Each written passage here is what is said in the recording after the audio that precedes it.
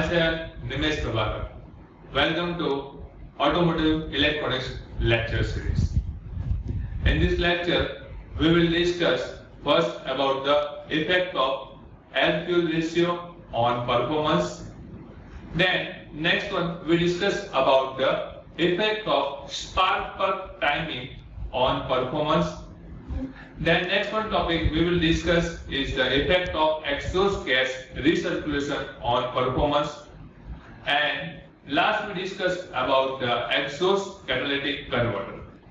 So in this lecture we will discuss about this topic.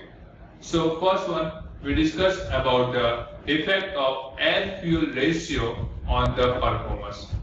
That means we know that in the combustion chamber air and fuel is entered, but the ratio of the how much amount the air is entered and the how much amount the fuel is entered, it is very important, because if the ratio is not maintained, then there is a chance of the combustion is not done properly. So in the exhaust the harmful gases is present. So now we understand here.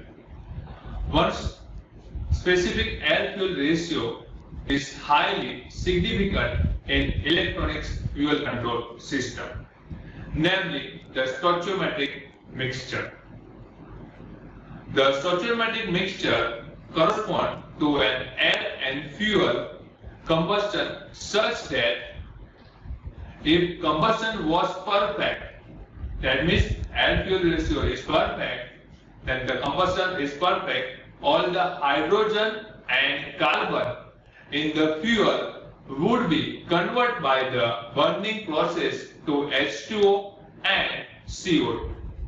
That means if the perfect air-fuel ratio we enter in the combustion chamber, then the presence of the carbon and the hydrogen in the molecule of the fuel is totally converted into the H2O and CO2, that means carbon dioxide and the water.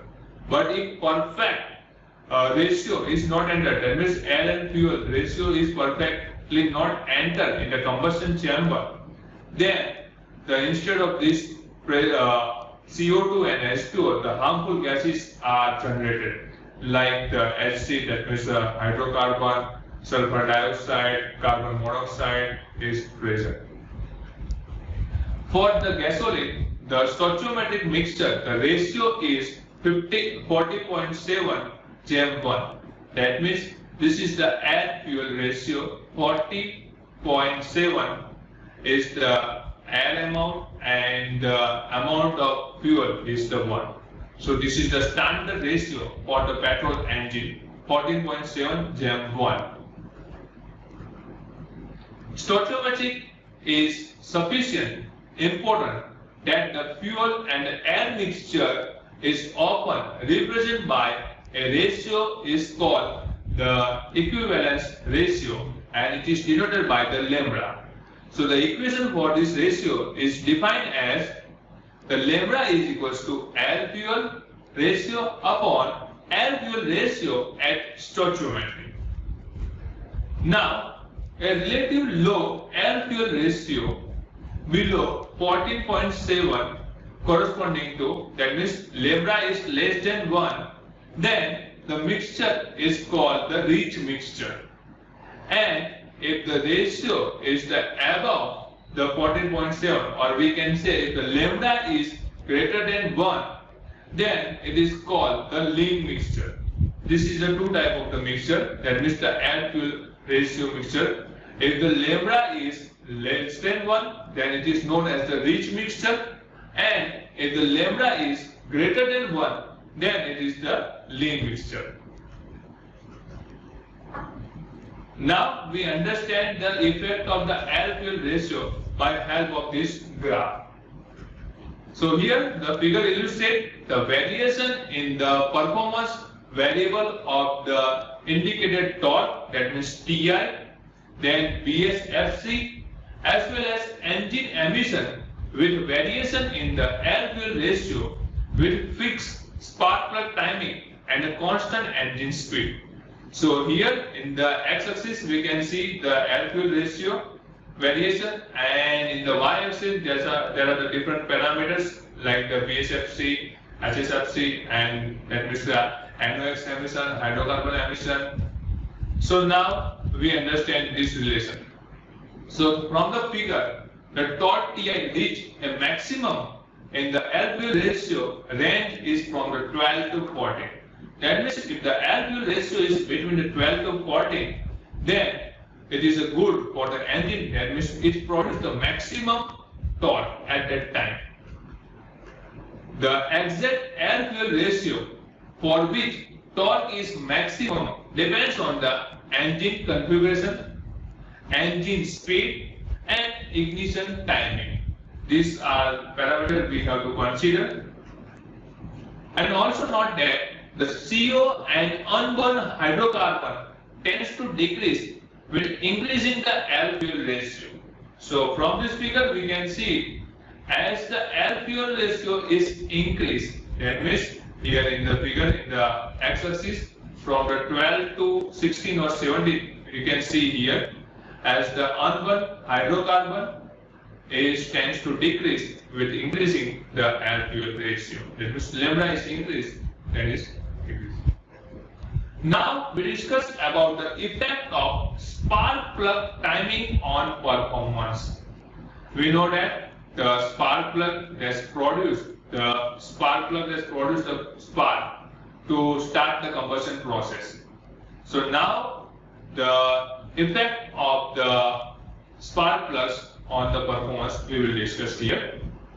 So we understand by help of this graph. So the spark advance is the time before the top dead center when the spark is initiated. We know that the IC engine operation is divided into the 4 stops, and the spark is produced in between the operation of the second and the third stop starting time. That means in the third stop we know that this is the power stop, and at that time the combustion of the mixture is produced. But before the piston is moved from the top dead to from the bottom to top center, the spark is produced. So this is called the advanced spark timing.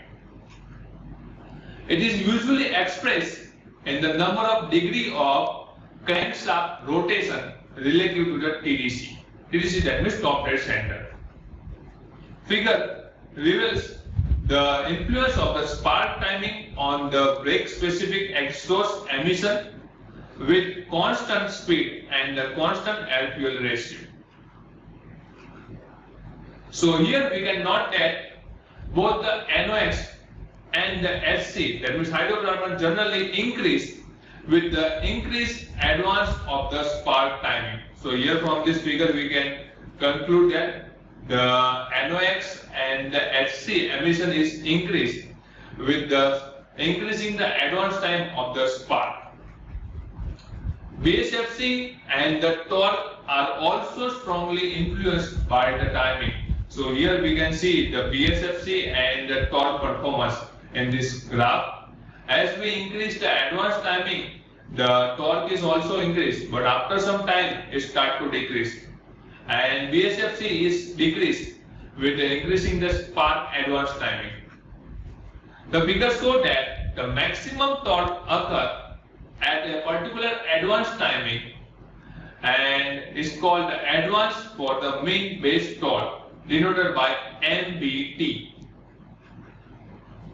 Operation at or near the MBT, that means maximum torque, is described since the spark timing tends to optimize performance. Now we discuss the third one topic, effect of exhaust gas recirculation on performance. So now first of all we understand what is EGR, exhaust gas recirculation.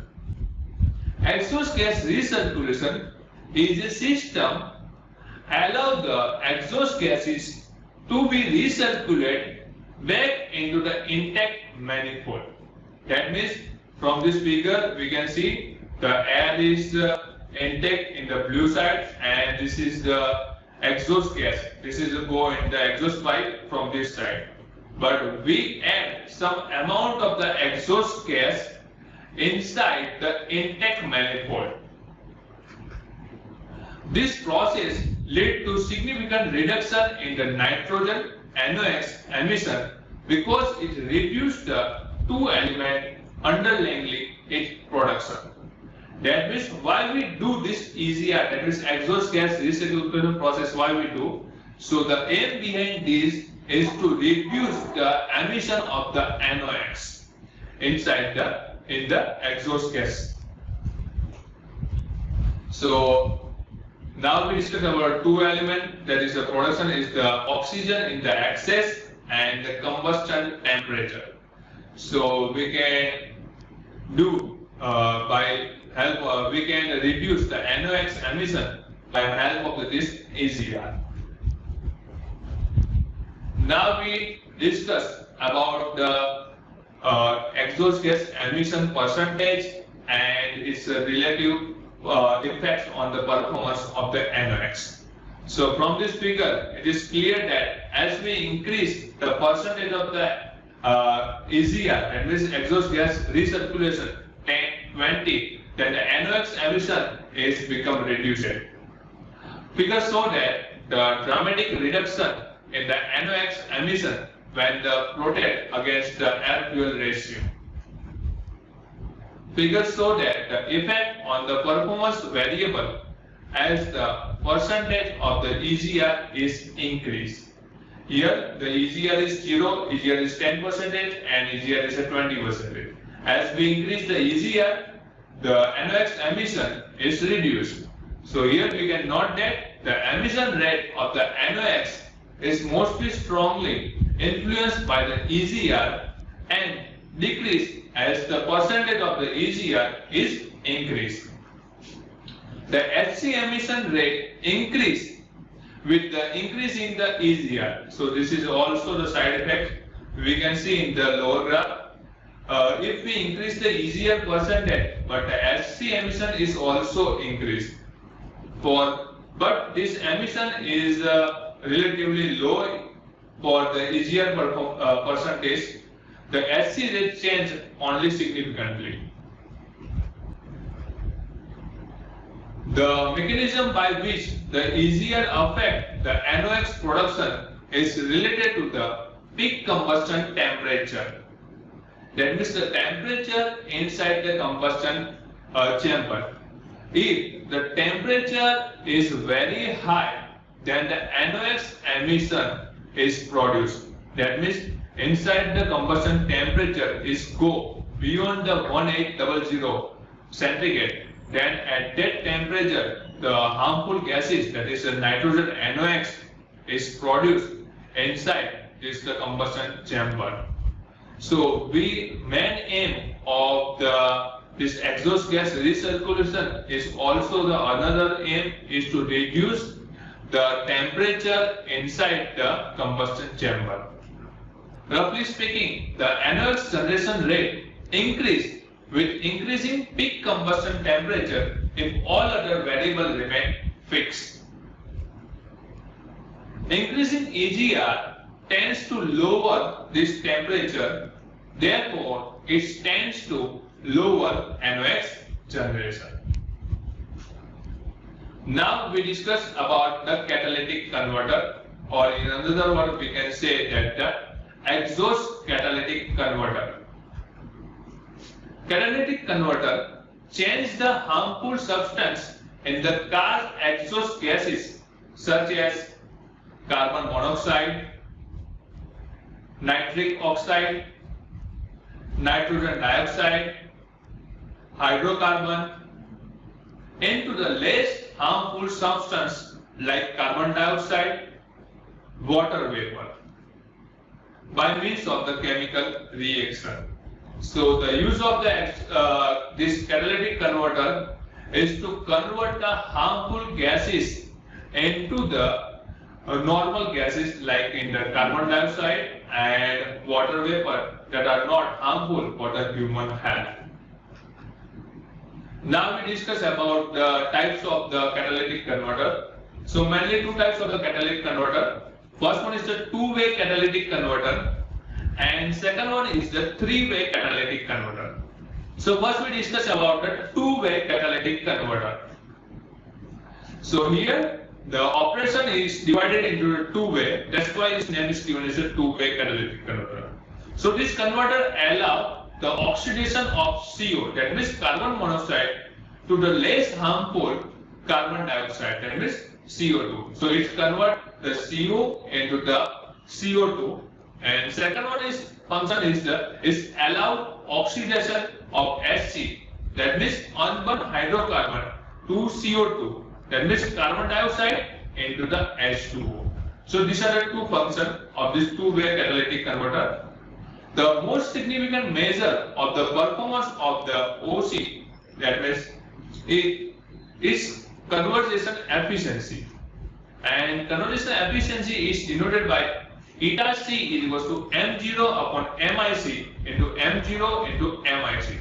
So here this M0 is indicate the mass flow rate of the gas that has been oxidized or leaving the converter, and this MIC is indicate the mass air flow rate of the gas into the converter. Now second one is the three-way catalytic converter.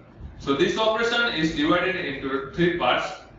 First one is allow the reduction of the NOx, that means the nitrogen oxide, to the nitrogen and oxygen. Now second one is allow the oxidation of the CO, that means carbon monoxide, to the less harmful CO2. That means it converts the CO into the CO2.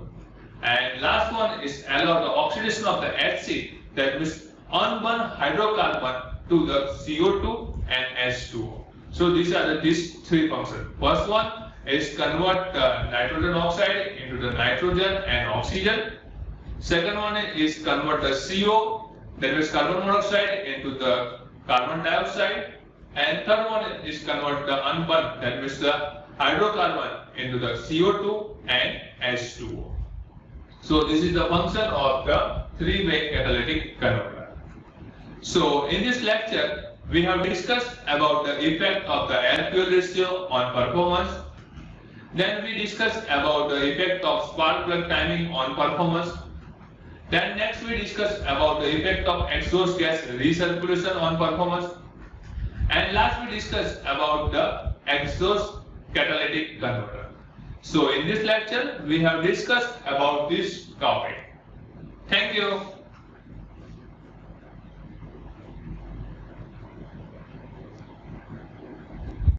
Hello and welcome to our channel Electronics and Communication Engineering.